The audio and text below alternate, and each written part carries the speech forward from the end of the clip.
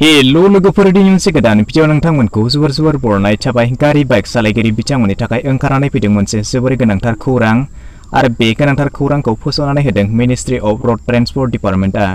जायफोरानोखि bike एबा गारिनि फोरमान बिलाइफोरा समसीमा एबा एक्सपायार्ड जालांबाय बिथांमोना बे अक्ट'बर दाननि गेजेराव गोदानै बानायनानै लानो एबा रिनिउ खालामनो थाखाय खावलायनाय जादों।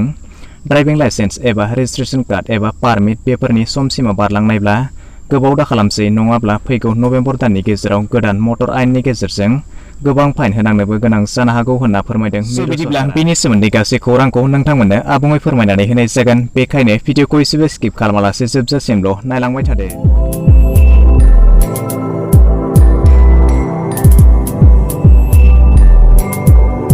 जायफ्रानोखि थांनाय कर'नानि समाव एबा बेनि सिगाङाव बाइक एबा गारिनि फोरमान बिलाइफ्रा थिखानाय समसिमा बाबेनलांबाय, बिदिब्ला दा बैफोर फोरमान बिलाइफोरखौ थाबैनो बानायफिननो थामहिनबा रिनिउ खालामनानै लानो थाखाय मिनिस्ट्रि अफ रड ट्रेन्सपोर्ट बिफाना बिथोन होदों आरो फोरमायनाय बायदिब्ला बेनि थाखाय फैगौ 30 अक्ट'बर खालारखौ जोबथा खालार महरै फोसावनाय जादों।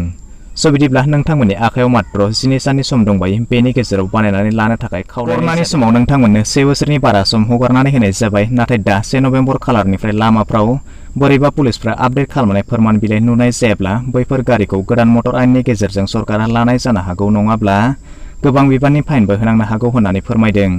बेखायनो जुदि गाव-गावनि मटरनि आरसि, ड्राइभिं लाइसेन्स एबा गारिनि फिटनेस एबा पलिउसन गांफ्रोम डकुमेन्ट्सफ्रानो आपडेट खालामनाय जानो नांगोन होननानै नोंथांमोननो गुबैयै आरसि, ड्राइभिं लाइसेन्स आरो पारमिट बे मोनथाम खामानिखौ मावनानै लानो थाखाय सरकारा गोनांथार खालामनानै होनाय जादों।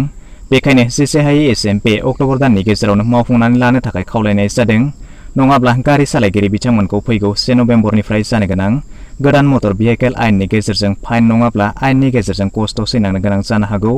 जायफ्रानोखि गारिनि बेफोर डकुमेन्ट्सफोरा 2020 मायथाइनि 1 फेब्रुआरिनि सिगां जोबथा खालार बारलांदोंमोन, बिथांमोना सांग्रां जानाया मोजां। बिदिब्ला दिनैनि फिसा भिडिअआ बेखिनियानोसै। आसा खालामो नोंथांमोना भिडिअखौ नायनानै गासैखौबो बुजिबाय जानांगौ। जुदि माबाफोर गोनो गोथो थाबावोब्ला नोंथांमोना कमेन्ट सेक्सनाव थांनानै फोरमायहरनो हागोन आरो जुदि भिडिअखौ नायनानै मोजां मोनबायब्ला चेनेलखौ साबस्क्राइब खालामनानै लानोबो दाबावगारदो।